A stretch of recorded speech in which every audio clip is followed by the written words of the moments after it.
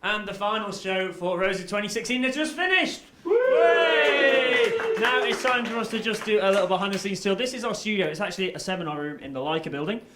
So we put a few cameras and a bit of lighting in with our fantastic duck cam just below the TV there. Sadly, we haven't seen that many ducks on it. Lots of rain and a few ducks swimming past, but not very much. Now, if we just take a walk out this way, we will see up this corridor that way is our edit suite. There's one room up there, but more importantly, just over here, there's another seminar room here, which people might or might not have been sleeping in.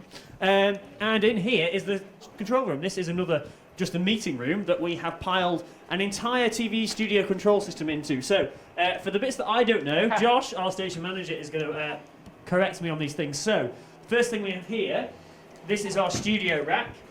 This contains the all-important video matrix, which everything routes through so that you can see anything on the stream. If you were watching on Saturday and saw the bit where we had 3 different incoming streams on the live stream there, as well as the studio at one point as well, that's all going through the video matrix. And all of our video mixer, all of our audio de-embedding converters are in there as well. And next to it we have our transmission rack. This has 4 SSD recorders in here to record all of our incoming streams and the studio, 4 monitors so we can see what's on all of them, an audio monitor so that we can check audio levels on anything, and it did have in it, but we've taken it out because we had a problem with it earlier, a fibre converter here. All of our outside broadcasts this weekend have been done over fibre, apart from the darts, because there's no fibre in that building. So, just behind the door down there, if Tom or Stephen shuts the door for us, you will see a box that was installed for us this week by ISS. There are 8 fibre leads coming out of there, 4 pairs of LC connectors that come round to here. They connect to what's called the Halo. That's 120 core fibre, I think, that goes... 180 core fibre that goes all the way around campus into all of the new major buildings, which is why we're in here, not in our normal studio, because there's no fibre down there.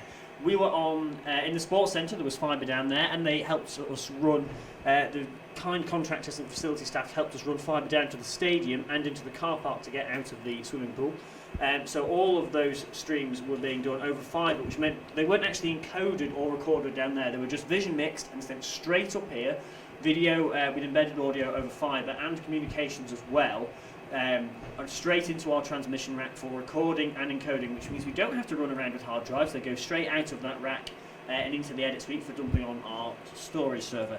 So that's about all of that. We've got our router there because we haven't run everything behind a network to protect our vision mixer, because it's all IP based. Anyone else could take control of it if they were on the same network. This machine here is a live edit machine. This is plugged in directly into our vision rig, and the magician that is Dan Leadham, who's been visiting from Loughborough, has been doing sound here, sound mixing on the LS9 here, whilst in some of the shows, certainly in the lunchtime show today, and I think in the morning show as well, he had Premiere open on here, was dumping clips onto a timeline and scrubbing through them on the set TV. So when you were watching parts of the opening ceremony when we had the breakdancers on earlier today, that was being played out of Premiere, just a clip that we'd found of it whilst they were talking onto the set TV, and things like that, straight out of Premiere on there. This here is our sound mixer, Yamaha LS9. 4 sets of Radio Mike's 2 IEM mixers down there as well for crew and presenters. If we head over this side, we've got our main multi-view. This is multi-view 1. This has all of our studio cameras, the OBs and duck cam on them.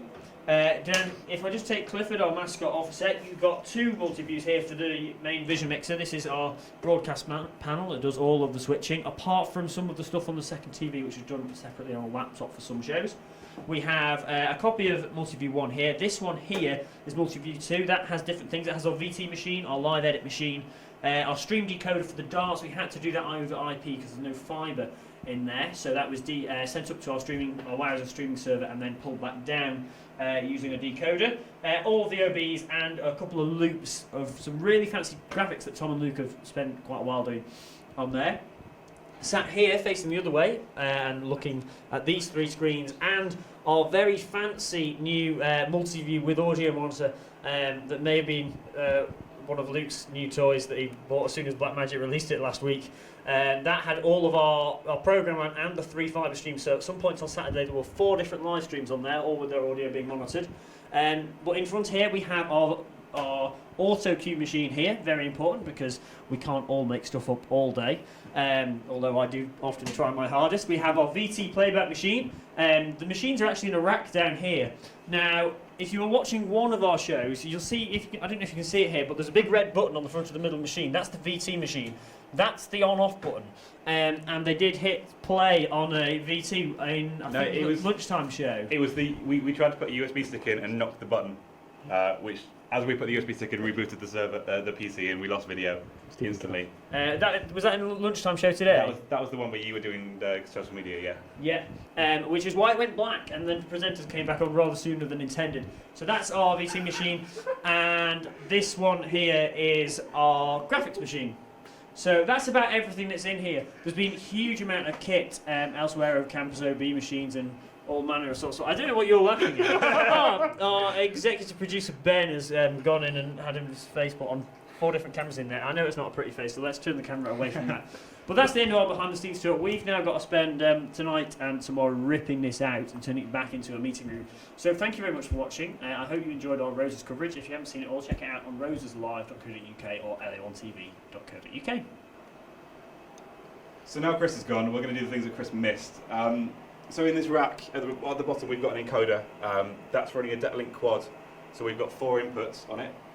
So we've got the main program, stream 1, stream 2, stream 3. They're all being encoded on the same box using an FFmpeg command wrapped in a Node.js app. So if it crashes, it comes back on. If the connection gets lost, you get bars. So we can see that it's still streaming. And that's running on that screen there if you just look on it. And you can see there that it's complaining that all loads of frames have been dropped because the converters have all been taken out. We've got a 2ME in there as well that Chris didn't mention, which we've been using for SuperSource.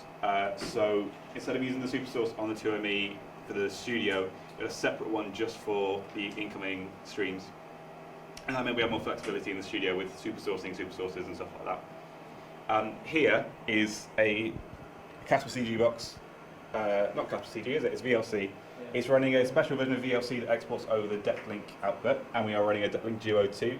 So this gave us the 2 outputs for the 2 loops, and it also gave us the decoding for the darts when we encoded the darts. Also encoded the multiview. It also encoded the multiview, that's true. So we were streaming the multiview, so anybody who was at an OB could have a look and see what was going on at all 4 locations easily, and also see the audio levels, because you can't really monitor yourself from other places. Here we have a fiber converter. So this is what we had at all the locations. It's a battery power unit. I think this one's probably that. Nope, there we go.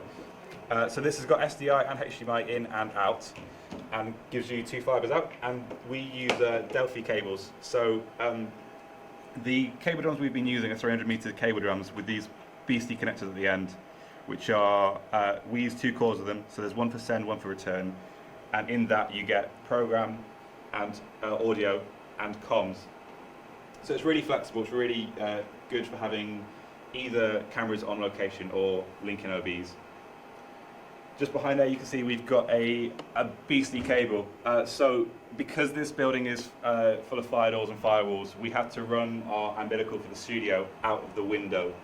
So you might have seen in one of our shows that I actually got in the pond outside the building and walked along the outside of the building to get the cable in the window.